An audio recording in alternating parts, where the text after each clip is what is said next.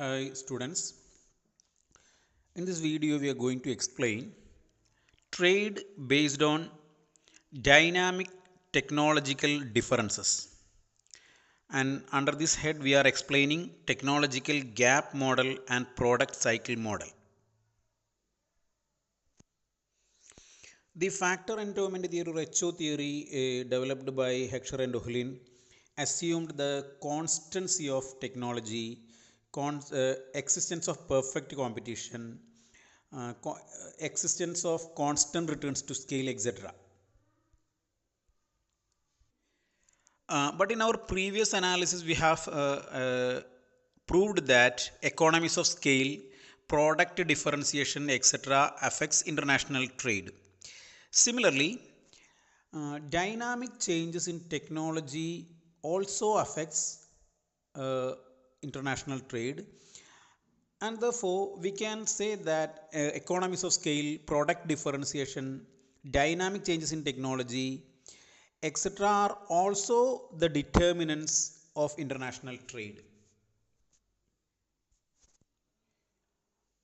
All these elements included the element of time, and therefore we can say that we can consider these models, the technological gap model and product cycle models, as dynamic extensions of static HO model. They are dynamic extensions of static HO model. HO model is static and we are extending HO model into its dynamic version by incorporating technological gap and product cycle models. First of all, we are moving to technological gap model. This technological gap model was introduced by M.V. Posner in 1961. He published an article in Oxford Economic Papers in 1961, namely International Trade and Technical Change. In this article, he explained technological gap model. According to Posner, a great part of or major part of international trade among industrialized countries is based on introduction of new products and new production processes. That is, most of the international trade among industrialized countries happens because of the introduction of introduction of new products or the introduction of new production processes. This is because innovation normally gives the innovating nation a temporary monopoly.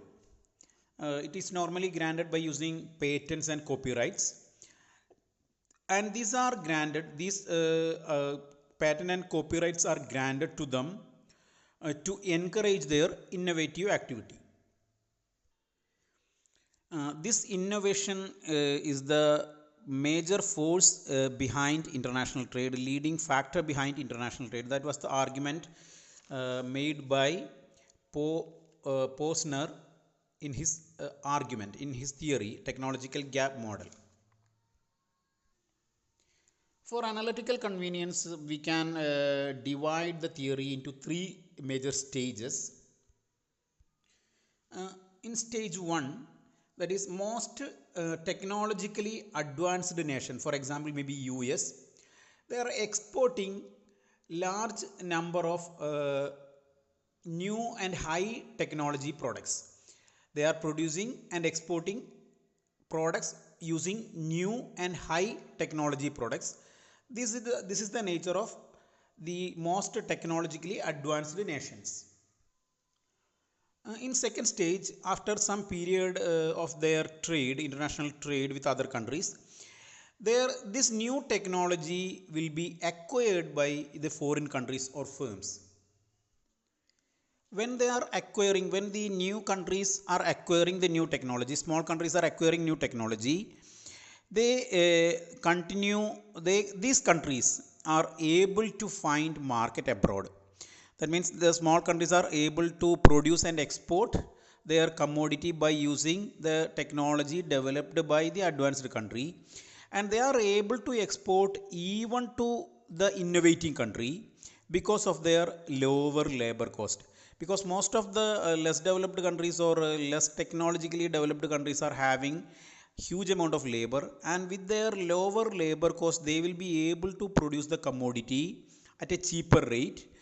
The basic technology was introduced by the technologically advanced nation. It was imitated by another countries, small countries, and they are producing and exporting the commodity. They are able to produce the commodity at a lower cost, and they will be exporting it even to the initially innovating country.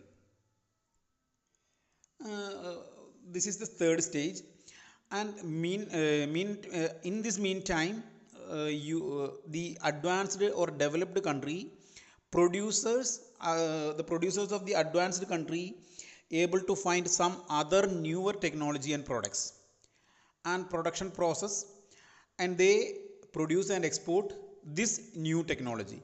Initially they have identified a technology and they have produced certain products and exported it to other countries. Other countries normally imitate it, and they are imitate and they are able to export it. The other countries are able to export it at lower cost and export it to the innovating country. Up to this time, or up to this period, the innovating country is interested to innovate some other new products and new production processes for their international trade, and they will be producing and exporting some other new products, and the initial innovation was copied by the other countries and other firms. This is the model developed by Posner, and this is known as technological gap model. One of the major drawback of this model is that it does not explain the size of technological gap. What is the time required for less developed countries or small countries to imitate a rich country or technically advanced country? That is not properly explained by Posner. Therefore, one of the major drawback of this model is that it does not explain the size of technological gap.